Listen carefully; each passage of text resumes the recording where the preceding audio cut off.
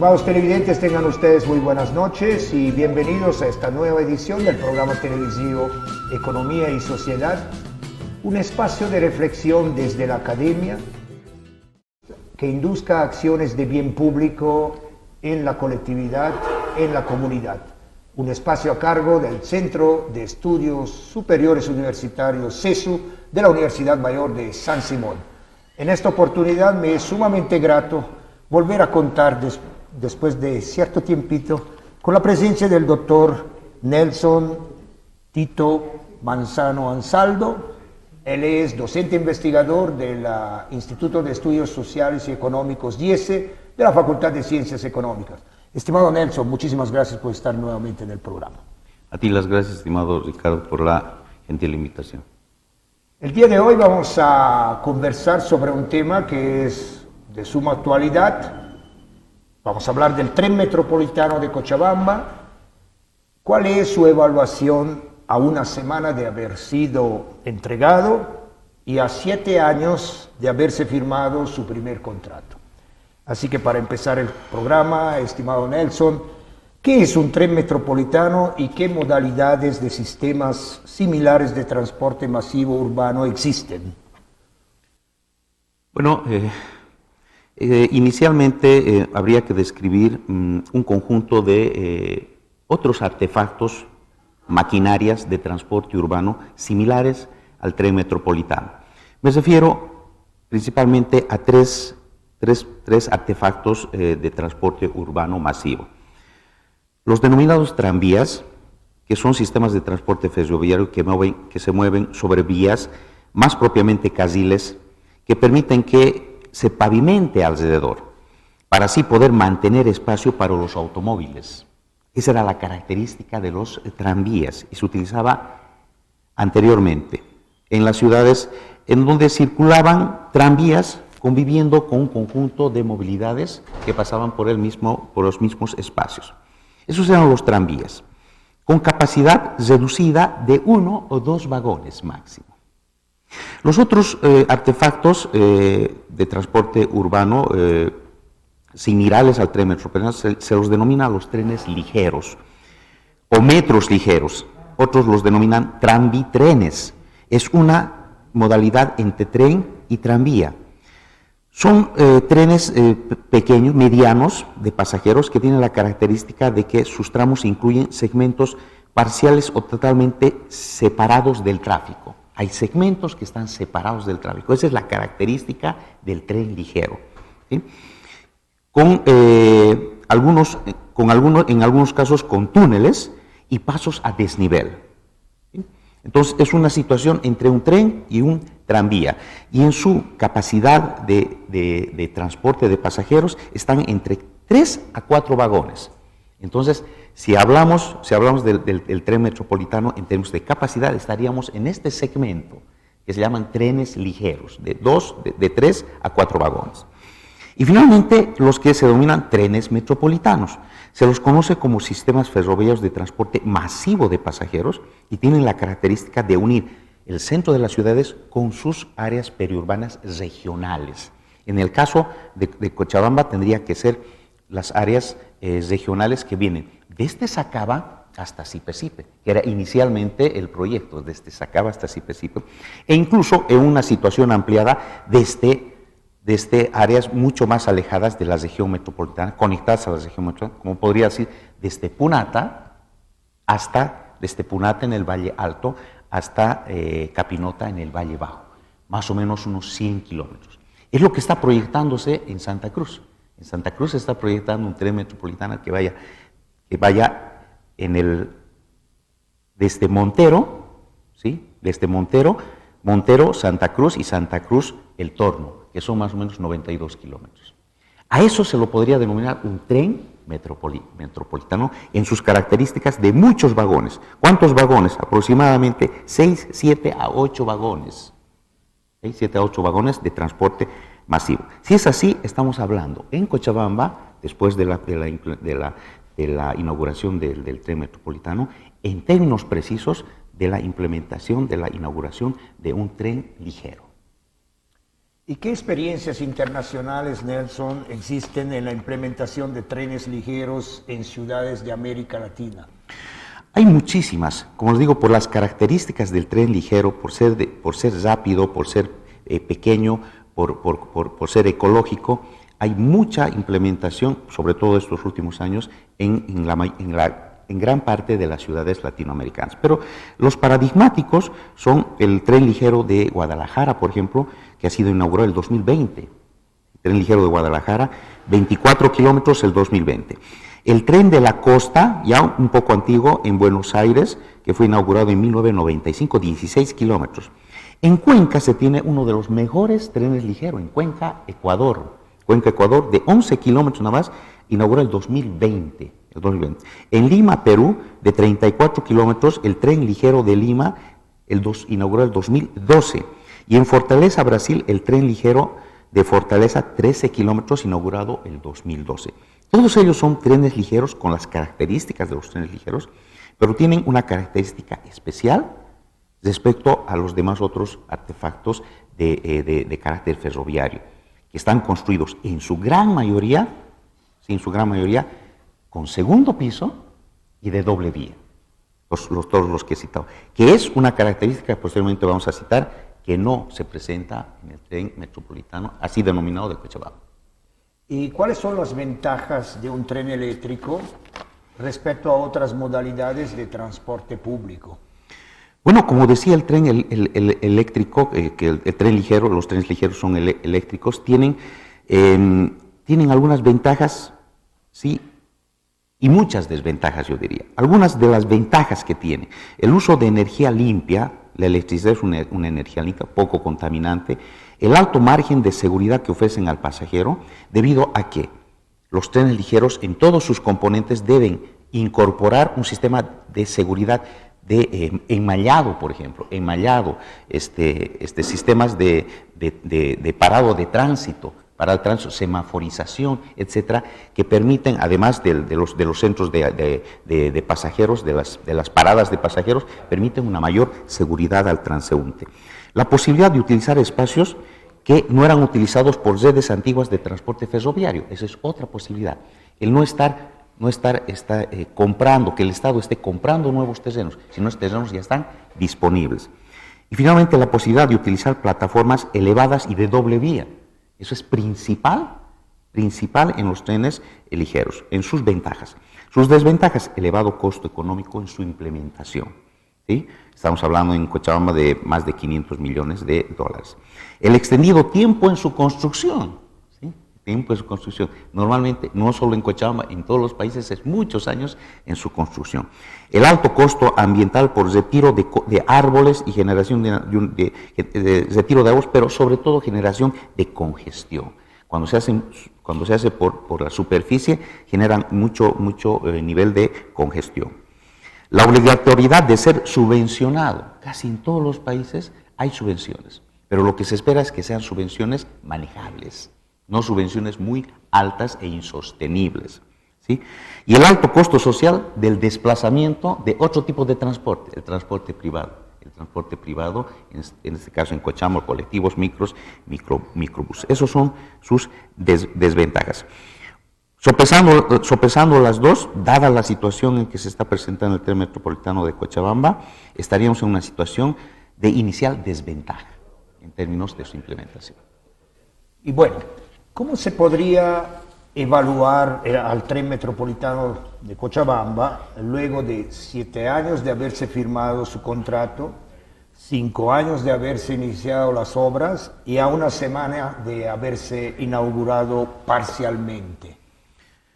Bueno, existen muchas formas de evaluar un proyecto público de estas características. En economía se llama evaluar la optimalidad. ¿Cuán óptimo es la implementación de un proyecto? O dicho de otra manera, se puede evaluar cuán adecuada fue la asignación de recursos públicos para la construcción de una obra de estas características. Cuán adecuada fue el tren metropolitano. No obstante, la forma más utilizada para poder hacer este análisis integral es a partir de 5 indicadores, 5 principales indicadores: la eficiencia, eficacia, la pertinencia, la transparencia y la sostenibilidad financiera que pueda tener una determinada obra. Bueno, vayamos conociendo los resultados de estos 5 principios de evaluación. ¿Cómo se evalúa el principio de eficiencia en el tren metropolitano de Cochabamba? Bueno, un proyecto logra tener eficiencia cuando se tiene la mejor asignación de los recursos disponibles para un logro de un objetivo específico, ¿no? Eso es eficiencia. En la literatura especializada se muestra, tenemos eficiencia en términos de asignación monetaria, en términos de tiempo y de calidad de producto. 3 tipos de eficiencia. En términos monetarios, el tren metropolitano de Cochabamba optó por asumir, ¿sí?, la decisión de financiar este proyecto a partir de un presupuesto de 537 millones de dólares. 537 millones de dólares. Y lo dijeron que se podía hacer en unos 3 años a unos 5 años el proyecto. Llevamos mucho tiempo más, pero parece que en términos económicos existe una eficiencia parcial. ¿Por qué? Porque tenemos ejecutados aproximadamente de un total esperado hasta la finalización del proyecto de unos 617, porque va a subir el proyecto por la línea. No tenemos concluido una de las líneas, la línea amarilla, va a subir a un 617. Se espera tener una eficiencia del proyecto de un 60 a 70% en términos de eficiencia, ¿no? 60 a 70%. Lo que significa que es parcialmente eficiente en términos de monetarios. En términos de kilómetros construidos, ¿no? Tenemos en términos de kilómetros construidos casi un 55% de eficiencia. Un 55% de eficiencia. Y también aquí se toma en cuenta el valor construido por cuánto ha costado por kilómetro construido. ¿Cuánto ha costado por kilómetro construido? La literatura internacional nos muestra que existe un promedio de unos 14 millones de dólares por kilómetro construido. 14 millones de dólares. ¿No? ¿Y cuánto tiene el tren metropolitano de Cochabamba? Tiene justo 14,7 millones por kilómetro. Estamos en el promedio. Estamos encima, ¿sí?, de algunos proyectos como el tren de Guadalajara, 69 millones de dólares por kilómetro, el de Medellín 65 millones, el de Perú 30 millones, similares al de Cuenca, Ecuador, ¿sí?, que está en 14 millones por kilómetro, similares al de Fortaleza, y mayor que el de Río de Janeiro, que el 2016 entregó y valió 13,2 millones el kilómetro construido. ¿Sí? Entonces, en términos de kilómetro construido, estamos en el promedio. ¿Sí? En términos de tiempo sí tenemos problemas. Nos dijeron 3 años y estamos a los 7 años y con el 50% del tren metropolitano a los 7 años. Entonces, tenemos una eficiencia de un 55% más o menos en términos de tiempo. Y en términos de calidad del producto, la eficiencia en términos de calidad del producto, parece que también serios problemas, porque la principal recomendación de los trenes ligeros es que sea segundo piso y con doble vía, que es lo que no tenemos. Entonces, tenemos un tren relativamente barato, realmente eficiente, pero en calidad con serias observaciones. ¿Y qué tal la eficacia? En términos de eficacia, se puede entender la eficacia como una medida de logro de los objetivos. Si entendemos como el logro de los objetivos que se trazaron inicialmente en el tren metropolitano, entonces la eficacia podemos medirlo como una eficacia aceptable. ¿Por qué? Porque nos ofrecieron unas determinadas características, cambiaron algo las características en términos físicos, los objetivos, sin medir el tiempo, fueron logrados en términos parciales. Si le pusiéramos un número en términos de eficacia, logro de los objetivos, estaríamos hablando de un 65% aproximadamente en el logro de los objetivos, tal y cual fueron planteados desde un inicio. Quiero señalar que desde un inicio no se habló de segunda vía, ni de doble vía, ni de sistemas elevados. No se hablaron. Entonces, en ese sentido, la eficacia está en un nivel intermedio, un 60-70% de eficacia. ¿Y hablando de pertinencia? La pertinencia es un dato súper importante en la evaluación. Está hablando de la utilidad. La pertinencia hace referencia hasta dónde puede una obra ser resultado de la demanda social, de lo que pide la gente, de la utilidad que puede, porque la gente no pide por pedir, la gente pide porque algo le va a ser útil. Y ahí tenemos la Ley de Participación y Control Social, sí, del 2013, que dice que toda demanda social toda obra pública debe emerger de la demanda de la sociedad civil. Es un mandato, ¿no? Tenemos la Ley Autonómica Municipal de Cochabamba, número 009 de Control Social, que dice que la toma de decisiones deben partir de la sociedad civil, la toma de decisiones, ¿sí? O ser la sociedad civil copartícipe de la toma de decisiones.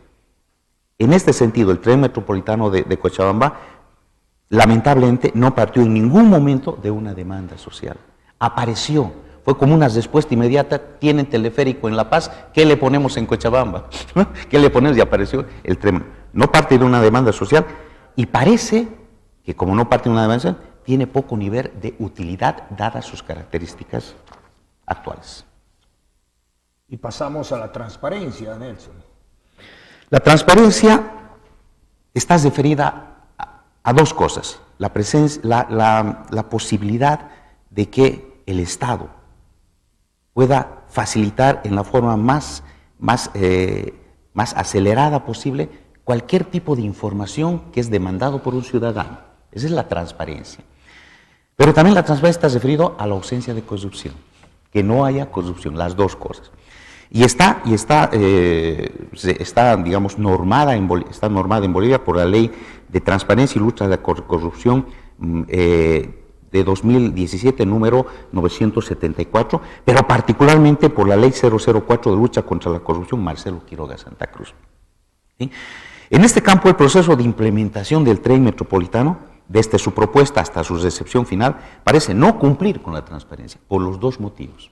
Primeramente, porque es una labor titánica el que quiera encontrar información sobre el tren metropolitano. ¿Me refiero a qué? Me refiero a contratos, presupuestos, proyectos de inversión, proyectos a diseño final. Es imposible encontrar. O si lo encuentran, están muy custodiados. Falta de transparencia. ¿Sí? Y la falta de transparencia está directamente ligado, en muchos de los casos ya diagnosticados, ya digamos los casos ya estudiados, con temas de presencia de manejos irregulares y de corrupción. ¿Y cómo se evalúa el principio de sostenibilidad, me imagino en el tiempo, del proyecto, bueno, ya no es un proyecto, sino del tren metropolitano de Cochabamba? Finalmente, el principio de sostenibilidad es un principio que está muy ligado al tema económico. ¿Sí? Cuando hablamos de sostenibilidad podemos hablar de muchos ámbitos. En este caso estamos hablando de una sostenibilidad económica. ¿Cuán sostenible puede ser el proyecto económicamente en el tiempo?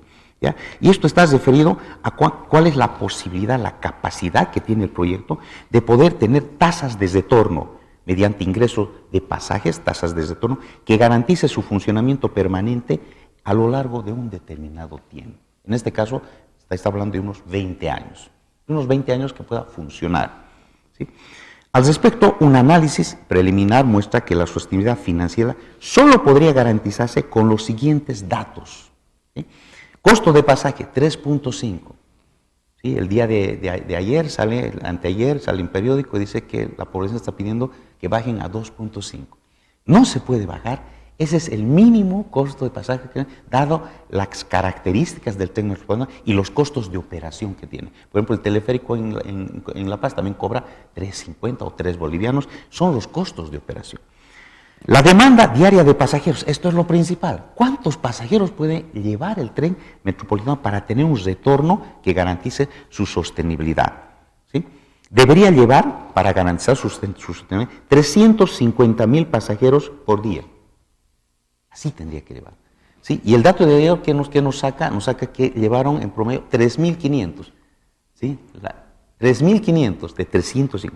3.500. Pero con la mitad del tren metropolitano. Supongamos que venga el doble, venga la línea amarilla y tengamos 7.000, tengamos 7.000 de 350.000 para garantizar. Estamos hablando de del 5%. Del 5% de lo que debería llevar el tren metropolitano. Con estos 350,000 pasajeros, recién tendríamos un ingreso diario por pasajes de 1.225.000 bolivianos y un ingreso anual de 447 millones de bolivianos.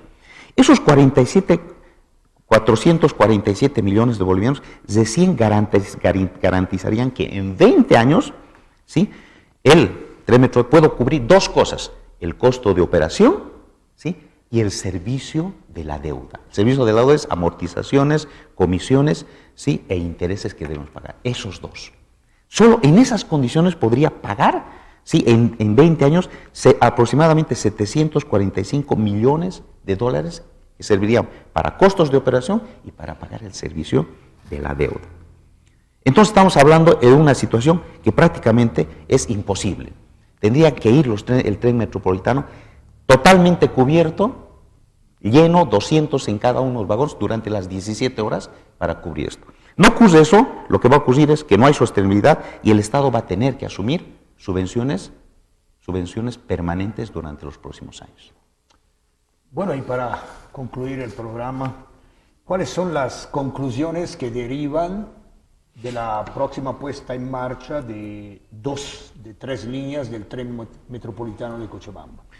Bueno, la primera conclusión que saca después de una evaluación preliminar, pero me parece totalmente convincente, es que el tren puede ser evaluado como relativamente eficiente, parcialmente eficaz, no pertinente, poco transparente y definitivamente no sostenible. Esa es la del tren metropolitano, lo que nos muestra un escenario relativamente negativo. Y lo último, el costo de oportunidad. El costo de oportunidad en economía refiere qué se podría hacer con ese dinero alternativamente. Sabemos que no hay esa situación, porque es dinero a venir solo para el tren metro. Pero ¿qué pasaría si en Cochabamba tendríamos eso? Podríamos hacer solo en transporte en Cochabamba las siguientes cosas con ese dinero del tren metropolitano. 10 distribuidores como la Beijing, 10 distribuidores como de la Beijing, ¿sí?, con 20 millones de dólares cada uno, o sea, 200 millones de dólares, 10 distribuidores como la Beijing. 20 pasos a desnivel como el de Lavacientos o el de la avenida Melchor Pérez. 20 pasos a desnivel. Una carretera de vía exclusiva para transporte pesado en Cochabamba, 50 millones de dólares, que vaya por la zona sur. 2 líneas de teleférico, una de sur a norte y una de este a oeste, ¿sí? 5 puentes sobre el río Rocha, 5 puentes más adicionales sobre el río Rocha, y completar la ciclovía para todo el municipio. Todo eso involucraría un costo de aproximadamente 540 millones de dólares, que sería el costo de oportunidad, en este caso totalmente hipotético, de lo que podríamos gastar con el dinero del tren metropolitano. Bueno, Nelson, muchísimas gracias por haber estado en el programa. A ti las gracias, Silvano, como siempre, y a Televisión Universitaria por la gentil invitación y por esta posibilidad que nos da de poder compartir nuestros hallazgos académicos con toda la población. Estimados televidentes, el día de hoy estuvimos con el doctor Nelson Tito Manzano Ansaldo. Hablamos del tren metropolitano de Cochabamba, hace pocos días inaugurado y a 7 años de haberse firmado su primer contrato. Bueno, llama la atención, quizás estamos a un comienzo de esta experiencia de transporte público, pero hablamos de que hay poca respuesta de parte de la población hasta este momento. Insisto, estamos a un comienzo, quizás también tenemos que asimilar una cultura de nuevo transporte, pero preocupa que pocos pasajeros utilicen este tren. Ojalá pueda mejorar en el transcurso del tiempo. Estimados televidentes, muchísimas gracias por haber estado una vez más con nosotros en este programa, esta edición del programa televisivo Economía y Sociedad. Esperamos que el tema del tren metropolitano haya sido de su interés. Gracias por su fidelidad. Hasta la próxima oportunidad. Muy buenas noches.